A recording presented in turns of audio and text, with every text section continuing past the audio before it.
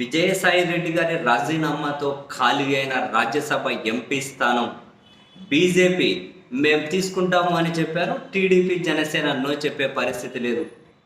ఈ క్రమంలో తమిళనాడు బీజేపీ మాజీ అధ్యక్షులు అన్నమలైని బీజేపీ ఏపీ నుండి రాజ్యసభకు పంపించి కేంద్ర మంత్రి పదవి ఇచ్చి తమిళనాడు, ఆంధ్రప్రదేశ్, తెలంగాణలో ఆయన సేవలు వినియోగించుకోవాలి అని చెప్పి భావిస్తూ ఉంది.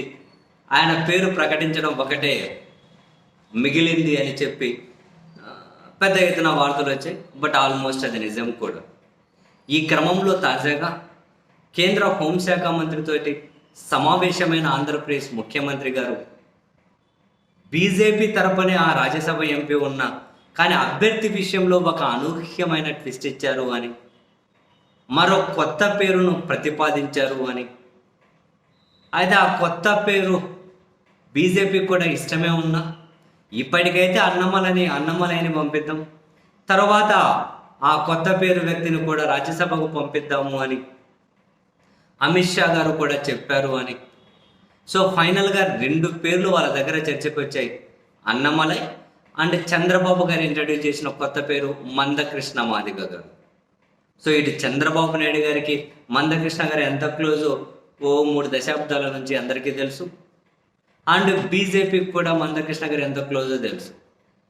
సో బహుశా చంద్రబాబు గారు అనుకొని ఉంటారు, మన వల్ల బీజేపీకి రాజ్యసభ ఎంపీలు వస్తూ ఉన్నాయి కదా, అటువంటప్పుడు వేరే వాళ్ళని పంపించుకుంటే మన అవసరాలకు ఎప్పుడైనా వాళ్ళు బీజేపీలో ఉన్న ఉపయోగపడాలి అంటే మన మనుషులు ఉంటే బాగుంటుంది కదా.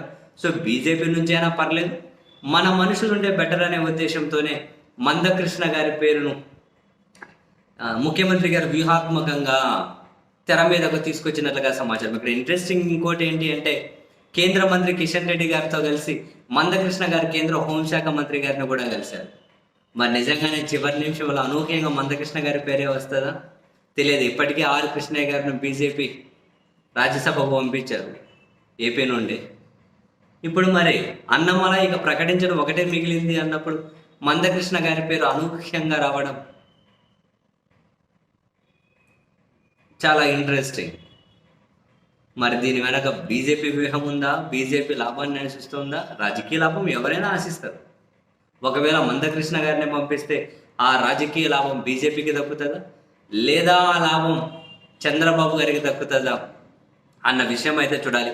బట్ ఒకటైతే ఈ చర్చ ద్వారా క్లియర్ కట్, ఒకవేళ ఇప్పుడు మందకృష్ణ గారిని రాజ్యసభకు పంపించలేకపోయినా నెక్స్ట్ మళ్ళీ ఇంకా ఎంపీ స్థానం ఏదైనా ఖాళీ అవుతే దాని నుంచి మాత్రం మందకృష్ణ గారు రాజ్యసభకు పోవడం దాదాపు కన్ఫామ్ లాగే కనిపిస్తూ ఉంది.